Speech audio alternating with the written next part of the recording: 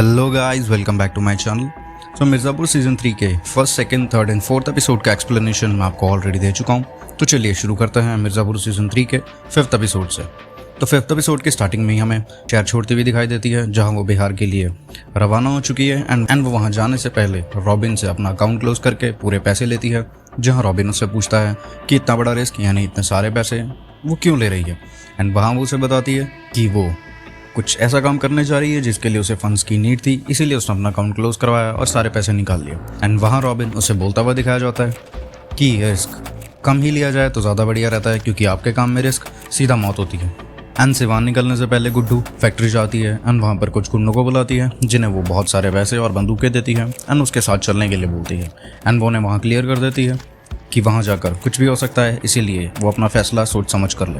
And उसके बाद गुड्डी वान पहुँचती है एंड सिवान में जो उसका खबरी है वो उसे एक जगह पर लेकर जाता है। एंड ये वही जगह होती है जहाँ पे कालीन भैया को छुपा कर रखा गया था।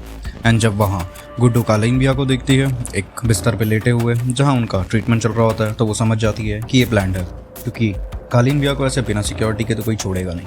एंड तभी वहाँ पर अटैक हो जाता है एंड उसके आदमियों को मार दिया जाता है। एंड जब वो देख लेती है कि वो फंस चुकी है, अब वो मरने वाली है, तो वो कालीन भैया के पास जाती है एंड उन्हें मारने की कोशिश करती है।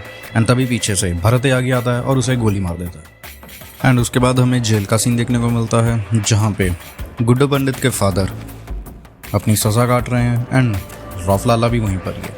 एंड वहाँ पर रहीम को लेकर आया जाता है। रहीम वही शायर है जो पिछले एपिसोड में अरेस्ट हो गया था एक मंत्री के ऊपर गलत सी कविता बोलने की वजह से। एंड यहाँ उसे थोड़ा बहुत टॉर्चर किया जाता है एंड उसे एक शायरी सुनाने के लिए बोला जाता है, जहाँ वो एक फ़नी शायरी बोलता है एंड गुंडे उसके पीछे पड़ जाते हैं। एंड उसे बचाने के लिए वहाँ पर रमाकांत पंडित और गेरुआ उसके सपोर्ट में खड़े हो जाते हैं। एंड दूसरी तरफ सिवान देखने को मिल रहा है, जहाँ पर कालीन भैया को भरत त्यागी घर लेके आ जाते हैं उस अटैक के बाद। एंड वहाँ सब बात कर रहे होते हैं और वो भरत से ये पूछते हैं कि उस अटैक को लीड कौन कर रहा था, गुड्डू या फिर गोलू। तो वहाँ पर भरत त्यागी उन्हें बोलता है कि उनमें से कोई भी नहीं था, उनके सिर्फ आदमी थे। एंड वहाँ शरद उन्हें बोलता है कि इस चीज़ पर हमें थोड़ा शक करना चाहिए। एंड वो बोलता है कि अब कालीन भैया सिवान में तो नहीं रह सकते। तो दादा के पूछने पर वो बताता है कि मैं उन्हें अपने साथ घर ले जा रहा हूँ। एंड दूसरी तरफ गुड्डू वापस आ गया है नेपाल से। एंड वहाँ पर गुड्डू गोलू को ढूंढ रहा है एंड गोलू कहीं मिल नहीं रही है। गुड्डू बहुत जगह पर फ़ोन करता है बट गोलू का कोई भी पता नहीं लगता। एंड वहाँ वो मीना से पूछता है तो मीना उसे बताती है कि कल वो फैक्ट्री गई थी, उसके बाद उसका कुछ पता नहीं है। एंड दूसरी तरफ हमें देखने को मिल रहा है कि शरद कालीन भैया को अपने घर ले आया है। इस सब के बाद जब शरद अपनी माँ और कालीन भैया के साथ बैठा कुछ बात कर रहा होता है, तो उसे फ़ोन आता है कि गुड्डू को उसके शहर में आते हुए देखा जा रहा है। एंड वहाँ वो गुड्डू को पकड़ने के लिए शहर के बाहर तक ही चला जाता है। एंड वहाँ गुड्डू उसको ये बोलने के लिए आया होता है कि अगर उसने गोलू को कुछ किया है या गोलू को बंदी बनाया है तो वो उसे जान से मार देगा। एंड वहाँ शरद उसे बोलता है कि उसने गोलू को कुछ भी नहीं किया है, ना ही उसका गोलू से कुछ लेना देना है। एंड वहाँ उन्हें मुनव्वर का फ़ोन आता है और वो उन दोनों को याद करवाता है कि दुशहरे से पहले किसी भी तरह का खून खराबा हमारी कम्युनिटी के खिलाफ एक एक्शन होगा। एंड यहाँ गुड्डू शरद को धमकी देता है कि उसे अगर पता लगा कि गोलू को शरद ने पकड़ के रखा है तो वो उसे जान से मार देगा। एंड वो वहाँ से चला जाता है। उसके बाद शरद को यह पता लगता है कि लाला ने अफीम का बिजनेस उसके साथ नहीं बल्कि गुड्डू के साथ किया है। एंड वो लाला को फ़ोन करता है जेल में, जहाँ लाला उसे बोलता है कि उसका बिजनेस और उसकी मर्जी, वो जिसके साथ चाहे उसके साथ करेगा। एंड वो जब ये बात कालीन भैया को बताता है तो कालीन भैया उसे बताते हैं कि जब मिर्ज़ापुर में भी अफीम का बिजनेस हुआ करता था एंड लाला के थ्रू ही अफीम आया करती थी, तो वो नदी के जरिए आया करती थी। एंड वो रास्ता बताने के बाद वो उसे बोलते हैं कि वहाँ पर पुलिस की हेल्प लेकर उसे पहले ही पकड़वा दिया जाए, ताकि गुड्डू का लॉस हो और अफीम उस तक ना पहुँच पाए। उसके बाद वो माधुरी के पीए के साथ दिखाया जाता है, जहाँ माधुरी का पीए उसकी हेल्प करने के लिए रेडी हो जाता है एंड वो पुलिस के साथ बैठकर पूरी सेटिंग बिठा देता है। इस सब के बाद हमें गुड्डू दिखाया जाता है, जहाँ मिर्ज़ापुर में त्रिपाठी के घर पे वो बहुत ज़्यादा टेंशन में है गोलू को लेकर, क्योंकि गोलू अभी तक मिल नहीं रही है। वहाँ गोलू के फादर यानी इंस्पेक्टर आते हैं एंड वो उन्हें बताते हैं कि उन्होंने गोलू के फ़ोन को ट्रैक करने के लिए पुलिस में अपनी अर्जी दे दी है एंड अभी तक कुछ हुआ नहीं है, इसलिए वो डायरेक्ट लखनऊ जा रहे हैं। वहीं पर वो हेडक्वार्टर में जाकर इस बारे में बात करेंगे। एंड उसके बाद गुड्डू के पास बीना आती है, जो उसे ड्रग्स देती है और बोलती है कि इसे लेने के बाद वो अपनी सारी टेंशनें भूल जाएगा। एंड इस एपिसोड के एंड में हमें गुड्डू ड्रग्स लेता हुआ दिखाया जाता है और यहाँ ख़त्म हो जाता है मिर्ज़ापुर सीज़न 3 का 5th एपिसोड। तो चलिए अब बात करते हैं मिर्ज़ापुर सीज़न 3 के 6th एपिसोड के बारे में। 6th एपिसोड की स्टार्टिंग में ही 5th एपिसोड के एंड में गुड्डू के द्वारा लिए जाने वाले ड्रग्स का असर दिखने लग गया है। गुड्डू अपने गुस्से को कंट्रोल नहीं कर पा रहा है और वो शरद के हर एक खास इंसान को मारना शुरू कर चुका है। उसके द्वारा आने वाली जितने भी शराब है उस सबको वो जलाने लग गया है एंड उन लोगों को भी मारने लग गया है। एंड इसीलिए शरद भी उसके खिलाफ कुछ अटैक करता है, जहाँ वो शरद के खास आदमी को भी मार देता है।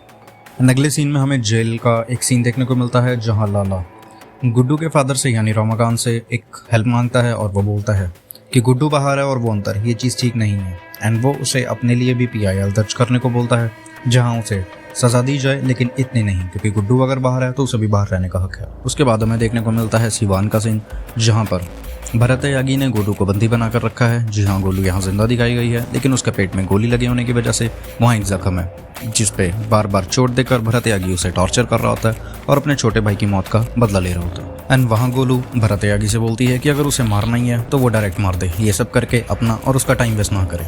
एंड उसके बाद हमें जरीना देखने को मिलती है, जो एक गांव में अपनी पार्टी के लिए अपना काम कर रही होती है। एंड तभी माधुरी का उसे फ़ोन आता है एंड माधुरी उसे बोलती है कि उसे लखनऊ आना पड़ेगा। एंड जब वो लखनऊ आती है तो वह माधुरी उसे बताती है कि उसे माधुरी की हेल्प करनी पड़ेगी उसके चाचा को बाहर निकालने के लिए। एंड वहाँ वो उसकी हेल्प करने के लिए मान जाती है।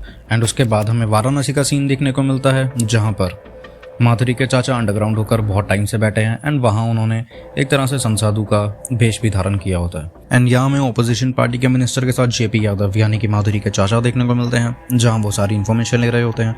एंड वो बताते हैं कि अफीम का जो सामान आने वाला था, एंड उन्हें सुनने में आया था कि वो सामान जब्त करने के लिए माधुरी ने पहले ही पुलिस वालों को भेज दिया था, तो उसका क्या हुआ। एंड वहाँ उसे पता लगता है कि कोई बीच का ही पुलिस वाला मिला हुआ था गुड्डू के साथ, एंड वो सामान जब्त नहीं हो पाया। वो सामान किसी और रोड या किसी और जरिए से उसके पास पहुंच चुका है। एंड उसके बाद JP यादव उसे बोलता है कि अगर उसे भी पावर चाहिए तो उसे भी किसी एक का सपोर्ट तो लेना ही होगा। एंड उसके बाद हमें अगले सीन में देखने को मिलता है कि रॉबिन गुड्डू की बहन और उसकी माँ के साथ उसके फादर के पास मिलने के लिए जेल जा रहा होता है, जहाँ उनके साथ बहुत सारे लोग होते हैं। एंड वो लोग सभी के सभी रमाकांत के दोस्त या कुछ नॉन और रिलेटिव्स भी होते हैं, जो रॉबिन और उसकी फैमिली के साथ वहाँ इसलिए जाते हैं ताकि वो मना सके रमाकांत को अपना केस लड़ने के लिए। एंड वहाँ अंदर एक जलसा चल रहा होता है, जहाँ पर कुछ कैदी रिहा होने वाले होते हैं, तो उन्हें रिहा करने से पहले वहाँ एंटरटेनमेंट के लिए करवाया जा रहा होता है। एंड वहाँ पे जब रहीम अपनी शायरी बोलने के लिए आता है तो उसकी शायरी से खुश होकर लाला खड़े होते हैं एंड उसे कुछ पैसे देते हैं, तभी वो वहाँ पर लाला का कत्ल कर देता है।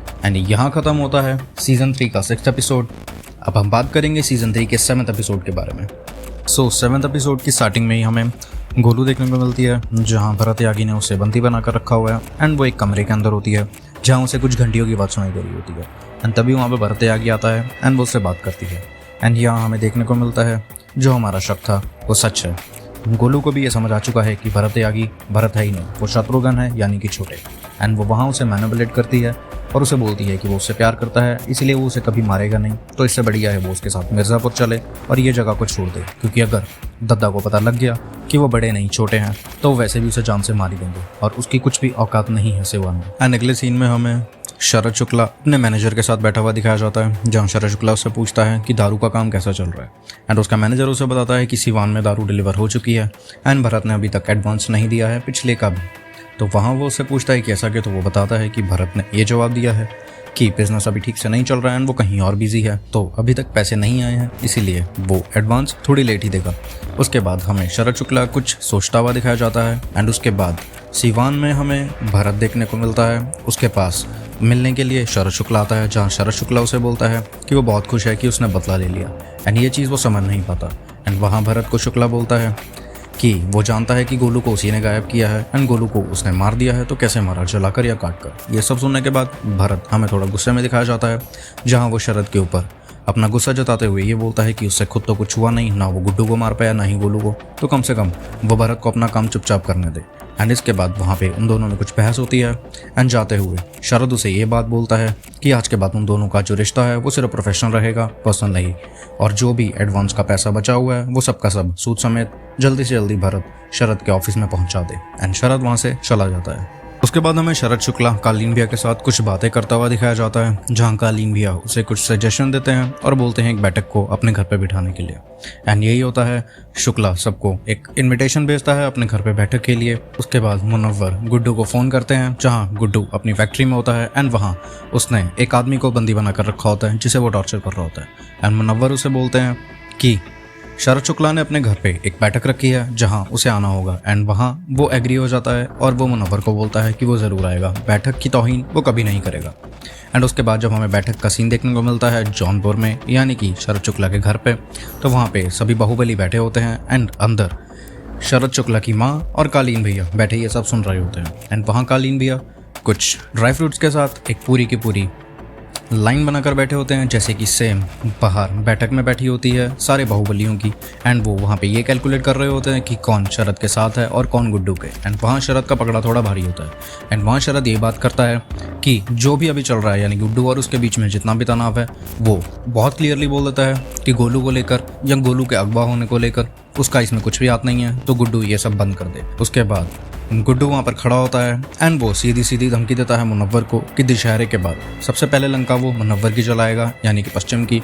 एंड उसके बाद वो वहाँ से चला जाता है एंड सभी लोगों को वहाँ पे कुछ तोहफे लाने के लिए बोला होता है, क्योंकि वो शरद शुक्ला का घर था एंड किसके घर जाओ तो तोहफा लेकर ही आना होता है। एंड वहाँ सब अलग अलग तोहफे लेकर आते हैं एंड जब सब वहाँ से चले जाते हैं तो मुन्ना वहाँ पर जब तोहफे के तौर पर उसे एक चीज़ देकर जाता है एंड शरद शुक्ला की माँ जब उसे खोलती है तो उसके अंदर शरद शुक्ला के उस खास आदमी की गर्दन होती है जिसे गुड्डू ने अपनी फैक्ट्री में बंदी बनाकर रखा हुआ था। उसके बाद हमें सिवान में दद्दा दिखते हैं जहाँ वो भरत यागी से नाराज़ होते हैं एंड उससे बोल रहे होते हैं कि जल्दी से जल्दी गोलू की गर्दन उन्हें अपने पैरों में चाहिए। एंड वहाँ गुस्से में भरत यागी से जवाब देता है कि गोलू किसी को नहीं मिल रही है, यहाँ तक कि शरद शुक्ला को भी। एंड वहाँ पे दद्दा बोलते हैं कि शरद शुक्ला बहुत बड़ा सांप है, वो कभी भी किसी को भी डस सकता है।